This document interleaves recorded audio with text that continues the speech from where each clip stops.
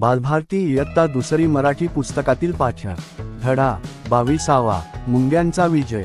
एक होते जंगल। जंगलातील झाडांवर छोटे मोठे पक्षी, माकडे, खारी, कीटक आनंदाने राहायचे। त्या जंगलात एक हत्ती राहत होता। तो आपल्या मोठ्या डोक्याने झाडांवर धडका मारायचा। झाडे खाली पडायची, पक्ष्यांची घरटी मोडून जायची, अंडी फुटायची, पक्षी भरारा उडायचे, छोटे छोटे प्राणी इकडे तिकडे पळायचे। सारे मग दुसऱ्या झाडावर जायचे। सगळ्यांची धावपळ बघून हत्ती हसायचा। सारे प्राणी पक्षी दुसऱ्या झाडाकडे गेले की तोही तिकडे जायचा। ते झाड पाडायचा, मग प्राणी पक्षी तिसऱ्या झाडाकडे जात। हत्ती तेही झाड पाडायचा। शेवटी सर्वांनी मिळून हत्तीला विनंती केली की त्याने उगीचच झाडे पाडू नयेत, दुसऱ्यांना त्रास देऊ नये, त्याने सुखात राहावे, इतरांनाही सुखाने राहू द्यावे। हत्ती म्हणाला, तुम्ही कोण मला सांगणार? मी आहे इथला राजा, मला हवं ते मी करणार। असे म्हणून हत्तीने सोंडेने एक झाड उपटले। त्या झाडाच्या जवळच मुंग्यांचे भले मोठे वारूळ होते। त्यात खूप मुंग्या राहायच्या। मुंग्या हत्तीला म्हणाल्या, हत्ती दादा, आमचं घर पाडू नकोस रे।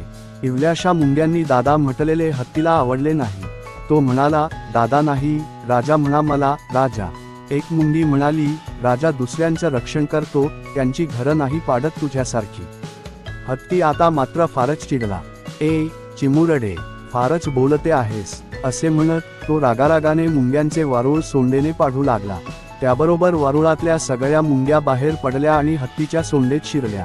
सोंडेच्या आतील नाजूक कातडीचा त्यांनी कडकडून चावा घेतला। ची करत हत्ती ओरडायला लागला।